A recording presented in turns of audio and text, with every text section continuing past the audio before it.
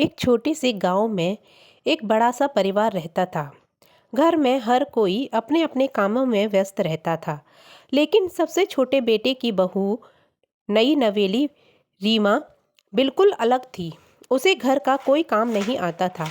सास ससुर और देवर देवरानी उससे उम्मीद करते थे कि वह घर के कामों में हाथ बटाएगी, लेकिन रीमा दिन भर बस सजने संवरने और आराम करने में लगा देती थी। रीमा के पति अजय ने पहले कुछ समय तक उसे समझाने की कोशिश की, लेकिन जब कोई फर्क नहीं पड़ा तो वह धीरे धीरे उससे दूर होने लगा। एक दिन अजय गुस्से में घर छोड़कर शहर चला गया और रीमा को परिवार के भरोसे छोड़ गया। अजय ने जाने के बाद घर में अजीब अजीब घटनाएं होने लगी। रात में किसी के चलने की आवाज़ें, किचन से बर्तन गिरने की आवाज़ें और छत पर किसी के रोने की धुनें सुनाई देने लगी। पहले तो परिवार ने इसे नज़रअंदाज किया, लेकिन जब से घटनाएं बढ़ने लगीं तो सभी डरने लगे।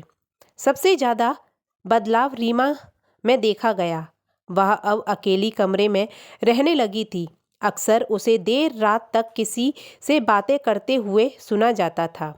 जब सास एक रात झांक कर देखा तो रीमा के सामने कोई परछाई सी खड़ी थी।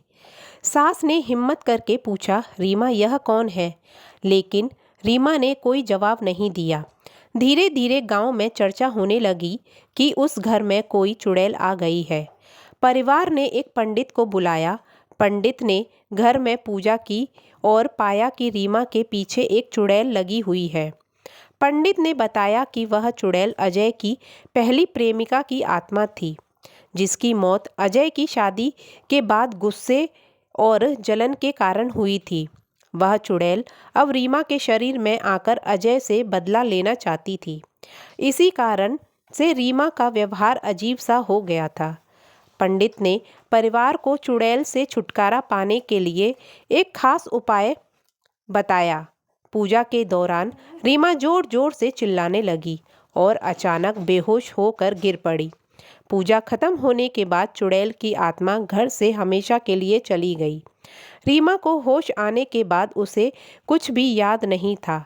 वह बहुत बदल गई थी और उसने घर के काम सीखने और परिवार के साथ घूमने मिलने की कोशिश शुरू कर दी थी। कुछ महीनों बाद अजय भी वापस आ गया।